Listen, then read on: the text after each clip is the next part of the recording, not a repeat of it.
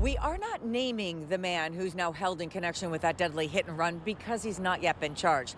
But I can tell you, he has a rap sheet that dates back more than a dozen years in this state. Part of the reasons that played into the judge setting bail at $500,000. The new charges he may face include vehicular homicide in connection with this crash that killed one man and, according to a deputy prosecutor in court, critically injured that man's 4-year-old son. The fact that he was driving the stolen vehicle, fled, he was speeding, ran a stop sign, and fled the scene. Reasons the judge recited for finding probable cause, even though the accused chose not to appear before her. He is accused of running from this crash in Burien after initially speeding away from King County deputies who planned to approach him in this stolen pickup.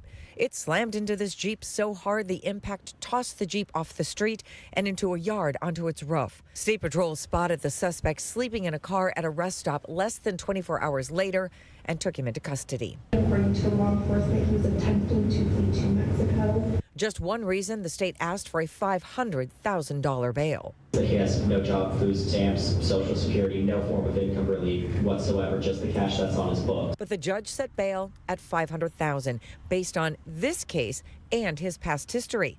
This 32-year-old has 5 convictions in Washington state, 3 felonies and 2 misdemeanors. This memorial with a candle burning back at the crash site reminds us that a 4-year-old is still hospitalized and now fatherless.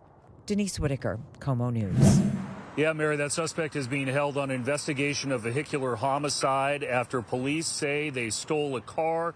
Police trailed him, that then they sped away into that innocent driver, also injuring a young child. And it raises the discussion once again on a statewide level, when and where police should be able to stop those cars.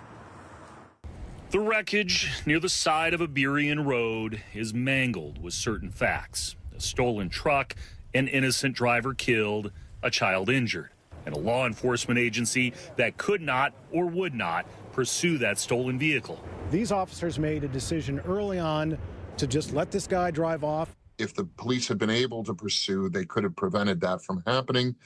And that's not the only example. It's just the most recent. State Representative Jim Walsh crafted Initiative 2113 to eliminate the law which prevents police from chasing most suspects, including ones in a stolen car. The law passed in 2021 by state lawmakers to reduce pursuits, but opponents have argued has instead increased crime. We have to change that environment where people feel emboldened and empowered and as if there's no consequence to running from the police. Steve Strand runs the Washington Association of Sheriffs and Police Chiefs and cites data from Lakewood Police of a 120% increase in vehicle thefts and an almost 800% increase in eluding cases since the law went into effect. We have to change this dynamic. There are a few crimes that are allowed to be a basis for a pursuit, and vehicle theft is not one of them. Walsh's initiative will get a public hearing on Wednesday, a signal that Senate Democrats plan to work on a solution instead of putting it to a public vote this fall. Now, with a fresh reminder of the impact of the existing law on police and the real people caught in the middle. We reached out today to State Senators Blanca Dingra and Roger Goodman, both of the East Side, both Democrats. They'll be running that meeting, and we were told that they were both unavailable for comment today. The suspect was taken into custody early this morning at a rest stop off I-5 near Tumwater. It's unclear if they were in another stolen car.